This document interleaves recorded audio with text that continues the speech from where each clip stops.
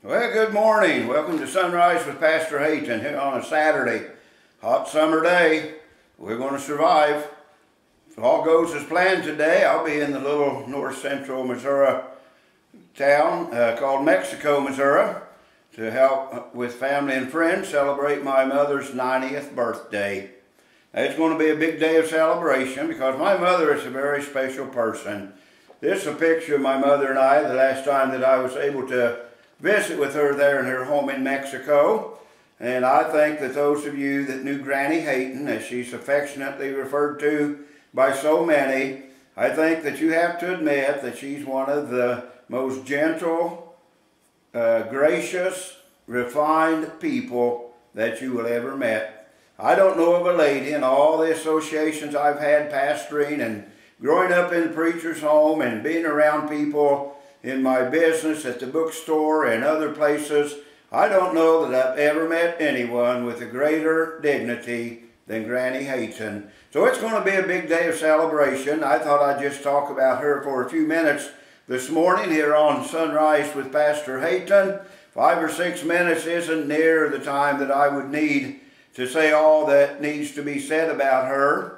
But whatever attention she gets today and whatever affection is showered upon her by friends and family as they come in to help celebrate this 90th birthday, she deserves every bit of it. Now, several of you that watch my Sunrise with Pastor Hayton, you've known Granny Hayton a good long time, and you know that everything that I'm saying today is very true of my mother. She was a great pastor's wife. I think about how, my dad every few years, he would pack his family up and move off to another church, and that meant a lot of changes, and yet I never once heard my mother complain.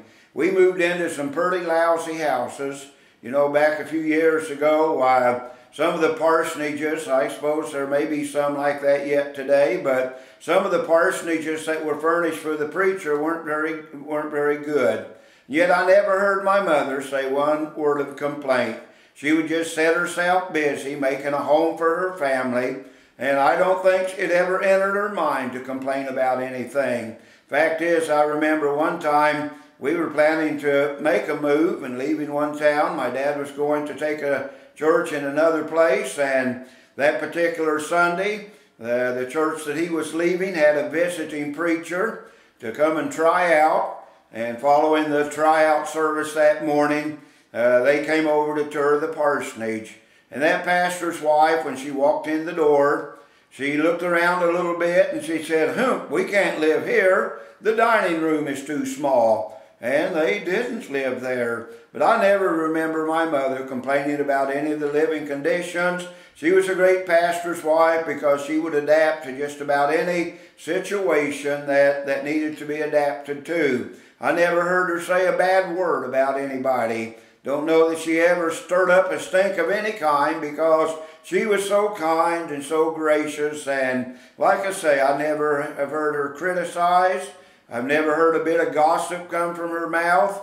I've never heard anything that would make me wonder if maybe there was something in her heart that wasn't right towards someone else. But one thing that I really remember is the sacrifice that she made for her family. I have 2 brothers and 2 sisters, and I think that they will all agree that she made great sacrifices for her family. And there's one incident that comes to my mind when I was a junior in high school.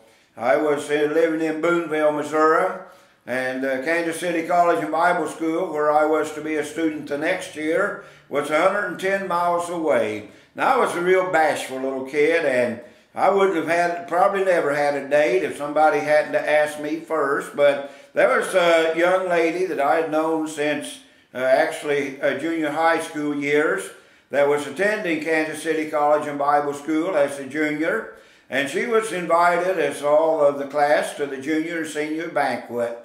Well, she invited me to be her date that year, and it was at a time when banquets were a very formal affair, and it necessitated a white sport coat for me to have for that occasion.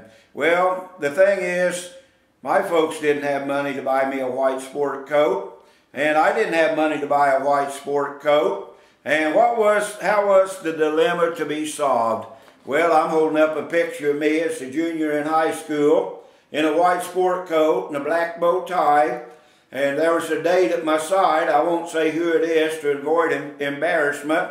Excuse me, she may not want you to know that she invited me to the junior banquet, but nonetheless, as you can see, I had a new white sport coat.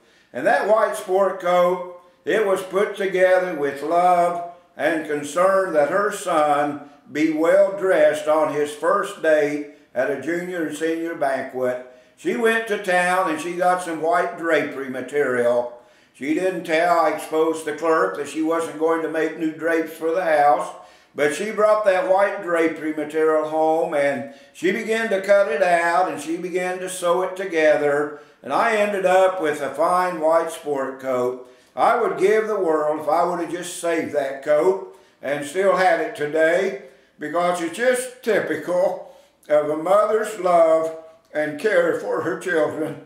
So Granny Hayton, a very special lady, and we're going to have a great time of celebration today, celebrating 90 years of a wonderful spiritual Christian lady. Happy birthday, Mom. We love you.